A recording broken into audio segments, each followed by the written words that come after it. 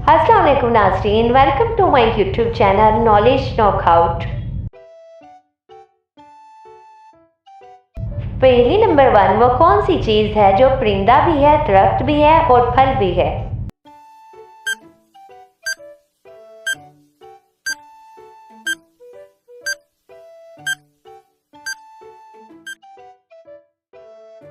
जवाब है कीवी, जो परिंदा भी है, दरख्त भी है और फल भी। पहेली नंबर 2, वो कौन सा फल है जो आप नहीं खा सकते?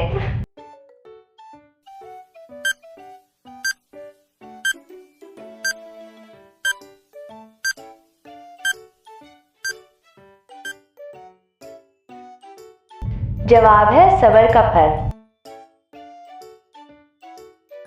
पहेली नंबर 3, वो कौन सी चीज़ है जो धोने से गंदी हो जाती है?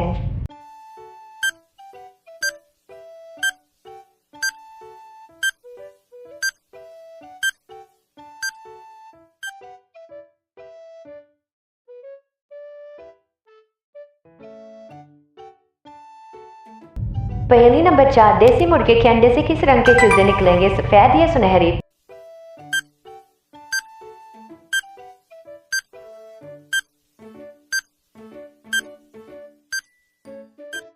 जवाब है मुर्गा अंडे नहीं देता। पहेली नंबर 5, जिस्म का कौन सा हिस्सा है जो हर 2 महीने बाद बदल जाता है?